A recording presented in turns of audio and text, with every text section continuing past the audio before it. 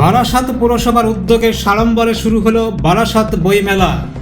এবারের মেলা আয়োজিত হয়েছে বারাসাত গভর্নমেন্ট স্কুলের মাঠে।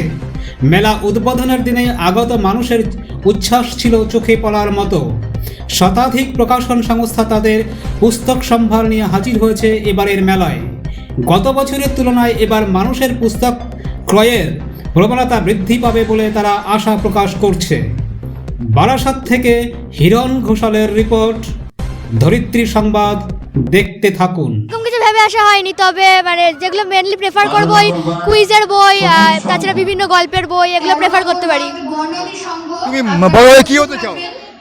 সেরকম কোনো লক্ষ্য স্থির করা হয়নি, তবে বড় হয়ে আমার পাইলট হওয়ার ইচ্ছা আছে। পাইলট হতে চাও? তোমার কোন স্কুল? গান্ধী। হ্যাঁ, বারাসাত। তুমি কোন কোন বই কিনবে বইমেলায়? আমি মূলত সায়েন্স রিলেটেড কোনো ওই সাবজেক্টের কোনো বই কিনবো। বড় হয়ে কি হতে চাও? বড় হয়ে আমি ডক্টর হতে চাই। বই মেলার যে আজ নববোধন সমিতি যে ফার্স্ট প্রাইজ যে পেল, এটা খুবই গর্বের এবং সকলের আনন্দের এটা। আর বিশেষ করে যে বই আজ ডিজিটাল যে হয়ে গেছে, ডিজিটাল হলেও যারা বই প্রেমী তারা বই কিনবে এবং যে পুস্তক বিক্রেতা তার কাছেই যাবে। কোনোদিনই যতই ডিজিটাল হোক এটা কোনোদিনই সম্ভব নয়। বই থাকবে।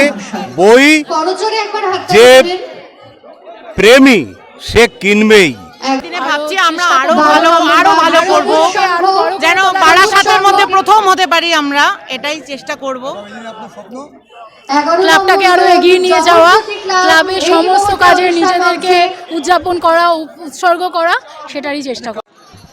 অন্যান্য বারের তুলনায় এবছর একটু বেশ পরিবর্তন, ডেকোরেশন এবং প্রথম দিনের সবকটা সংগঠন বা প্রকাশকরা তাদের স্থান পেয়েছে। আপনাদের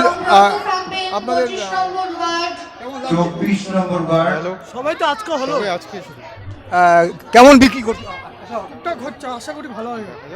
এলাকা সম্বন্ধে অর্থাৎ ইতিহাসকে বেস করে যা আমরা আমার এলাকার ইতিহাস, সেই ইতিহাসকে আরো ভালো করে জানতে চাই, বুঝতে চাই, সেই বইগুলোকে আমি নেওয়ার চেষ্টা করি।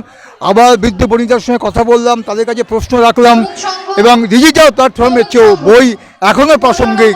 বই মনন এবং চিন্তনকে প্রগাঢ় করে। বই আমাদের অস্তিত্ব মর্যাদাকে আরও সুদৃঢ় করে।